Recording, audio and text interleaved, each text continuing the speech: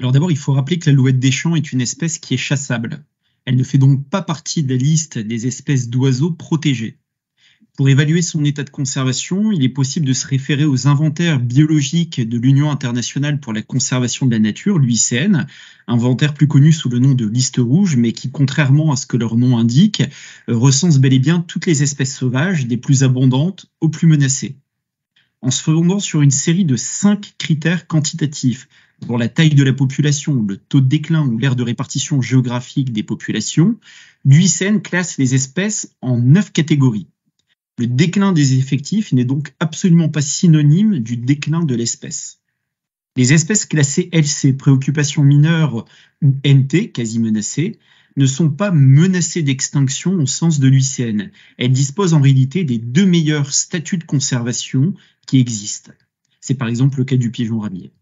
Pour le dire autrement, il faut véritablement être méfiant des appellations qui sont utilisées par l'UICN et qui ont avant tout pour but d'alerter, et il le faut parfois, la population et les décideurs politiques. Il existe des listes rouges monde, Europe, France et même des listes rouges régionales, voire départementales. Si l'utilisation de listes rouges régionales ou départementales peut être pertinente pour apprécier l'état de conservation d'un oiseau sédentaire, seule l'utilisation de listes rouges continentales, voire mondiales, permet d'évaluer celle d'espèces migratrices qui, telles que l'alouette des champs, migrent à travers l'ensemble du paléarctique, de l'Afrique du Nord aux 2/3 nord de l'Asie.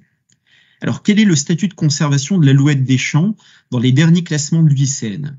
En réalité, l'alouette des champs est classée préoccupation mineure à l'échelle de l'Europe et du monde. Cela signifie donc que l'alouette des champs dispose du meilleur statut de conservation existant pour l'UICN, à l'instar du pigeon ramier. Dire, comme le soutiennent la LPO et One Voice, que les populations nicheuses d'alouettes des champs sont classées quasi menacées à l'échelle de la France est donc particulièrement trompeur. Et ce, d'autant plus que les populations nicheuses sont celles présentes au printemps pour la reproduction, pour une expérimentation et des chasses qui se déroulent à l'automne.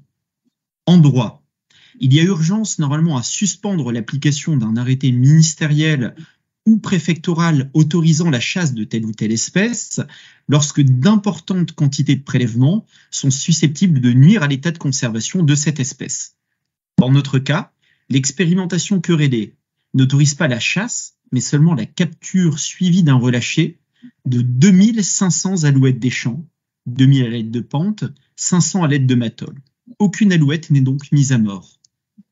Parce qu'on dénombre environ 275 millions d'alouettes des champs à l'échelle de l'Europe, le taux de capture, et non de chasse, je le précise, le taux de capture autorisé est d'à peine 0,0025% des populations concernées.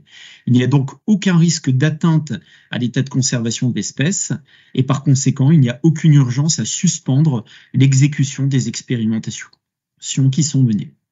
Alors, concernant l'absence d'autres solutions satisfaisantes, les arrêtés qui sont contestés se doivent de formuler de manière claire et précise les raisons pour lesquelles les expérimentations qu'ils permettent sont organisées et notamment pourquoi il n'existe aucune autre solution satisfaisante à leur emploi.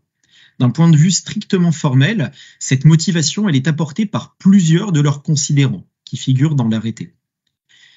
Cette motivation est réelle et sérieuse. Pourquoi? Premièrement, la Commission européenne a lancé une procédure d'infraction à l'encontre de la France, fondée notamment sur le fait qu'elle nourrit des doutes sur la sélectivité des chasses aux pentes et aux matoles du fait de la non-communication par l'État de chiffres précis sur le nombre de prises accidentelles. Deuxièmement, le Conseil d'État a suspendu l'application des arrêtés 2022-2023 autorisant les chasses aux pentes et aux matoles au motif que ces chasses ne remplissaient pas le critère de sélectivité, faute notamment de données suffisamment claires et précises sur le nombre de prises accidentelles.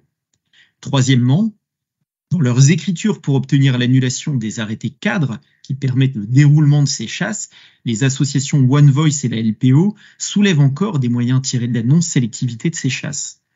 En d'autres termes, parce que les juges considèrent jusqu'à présent que les données techniques et les arguments de bon sens qui sont fournis par le ministère et les fédérations de chasseurs ne suffisent Alors, concernant l'absence d'autres solutions satisfaisantes, les arrêtés qui sont contestés se doivent de formuler de manière claire et précise les raisons pour lesquelles les expérimentations qu'ils permettent sont organisées et notamment pourquoi il n'existe aucune autre solution satisfaisante à leur emploi. D'un point de vue strictement formel, cette motivation elle est apportée par plusieurs de leurs considérants qui figurent dans l'arrêté.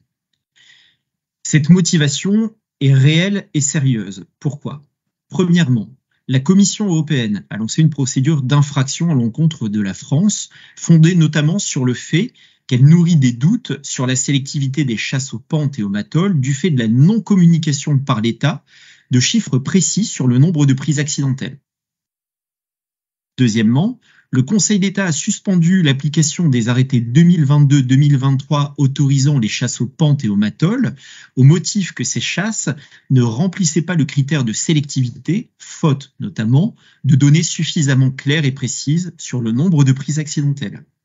Troisièmement, dans leurs écritures pour obtenir l'annulation des arrêtés cadres qui permettent le déroulement de ces chasses, les associations One Voice et la LPO soulèvent encore des moyens tirés de la non-sélectivité de ces chasses. En d'autres termes, parce que les juges considèrent jusqu'à présent que les données techniques et les arguments de bon sens qui sont fournis par le ministère et les fédérations de chasseurs ne suffisent pas à démontrer l'existence d'une parfaite sélectivité de ces chasses, l'organisation de capture à des fins de recherche est donc à ce jour le seul et unique moyen de produire des données réelles et sérieuses sur la sélectivité des modes de chasse contestés. Cette étude est donc absolument nécessaire. Alors, la LPO et One Voice reprochent à l'expérimentation qui est menée de ne pas être comprise dans un programme de recherche et contestent également le fait qu'elle soit confiée à des fédérations de chasseurs. Donc, plusieurs points méritent en réalité l'attention. Premièrement, la directive ne parle pas de programme de recherche, mais simplement de recherche pour autoriser de telles études. Deuxièmement, le ministère de la Transition écologique est totalement compétent pour mener des recherches en matière de chasse à faune sauvage. Il peut donc mener des recherches sur la sélectivité des chasses traditionnelles. Troisièmement, les fédérations de chasseurs disposent de statuts ministériels qui les autorisent à collecter pour le compte du ministère des données en lien avec la chasse et la faune sauvage. Elles peuvent donc participer à cette étude et sont en quelque sorte d'ailleurs même les chevilles ouvrières de cette étude. Pour mémoire, et c'est intéressant de le souligner, dans les années 2000, une expérimentation de ce type avait été menée par l'ONCFS, l'ancêtre de l'Office français de la biodiversité, et les fédérations de chasseurs pour démontrer la sélectivité d'une chasse traditionnelle qu'on appelle la chasse aux tendelles, étude qui avait d'ailleurs permis au Conseil d'État de conclure à la sélectivité de cette chasse dans le courant des années 2000. Cette étude tendait expressément à légaliser un mode de chasse traditionnel et reposait sur des arrêtés préfectoraux absolument comparables à ceux qui sont aujourd'hui contestés.